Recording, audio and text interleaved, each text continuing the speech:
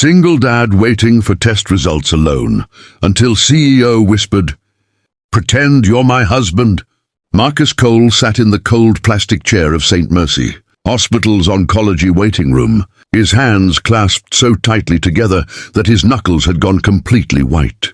If you believe in kindness, second chances, and the power of small moments to change lives, please like, comment, share, and subscribe to Kindness True Stories. Also, tell us in the comments where in the world are you watching from. The fluorescent lights above him buzzed with a relentless that matched the anxiety drumming inside his chest. He had been sitting there for 3 hours, alone. His 7-year-old daughter, Lily, was back home with a neighbor, probably asking every 5 minutes when Daddy was coming home. Marcus didn't have an answer for her yet. He barely had answers for himself.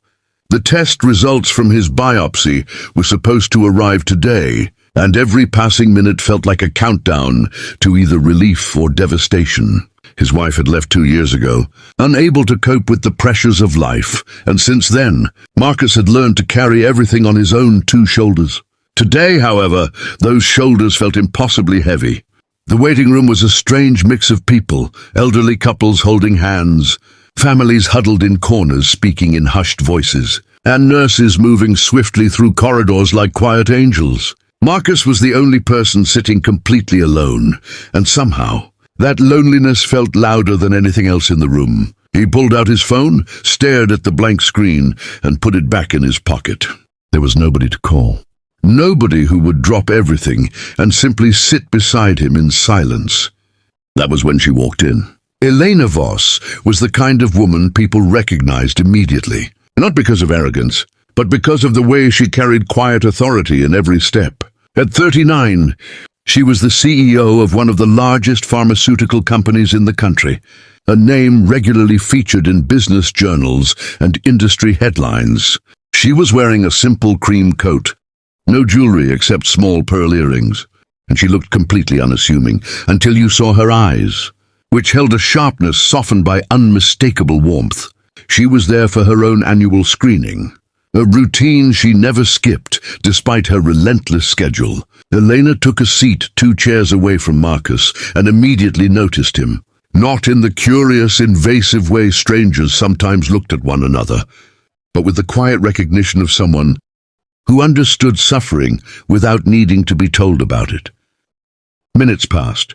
A nurse stepped out and called for a family member of another patient, and suddenly the room felt even emptier for Marcus. His jaw tightened. His eyes glistened in a way he was desperately trying to control. Elena glanced over and saw his hands, trembling now ever so slightly. Without overthinking it, she leaned slightly toward him and whispered, "I know this is completely unexpected and a little strange, but would you mind if we pretended to be family? You shouldn't have to look like you're facing this completely alone.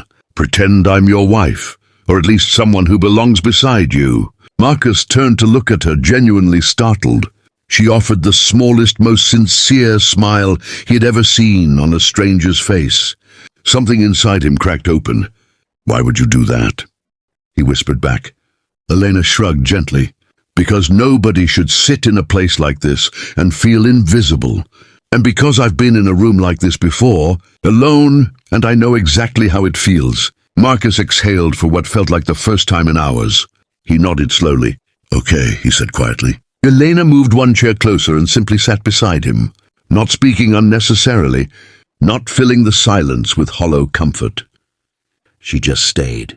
When the nurse finally called Marcus's name 20 minutes later, Elena stood up instinctively with him. The nurse glanced at her warmly, assuming she was family. As Marcus stepped toward the corridor, he turned back once.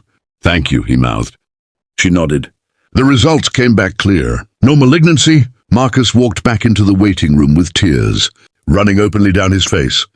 The kind that come only with pure, breathtaking relief. Elena was still there, waiting. He looked at her and laughed softly through his tears. "It's clear," he said. She stood up and said, "Good, go home to your daughter."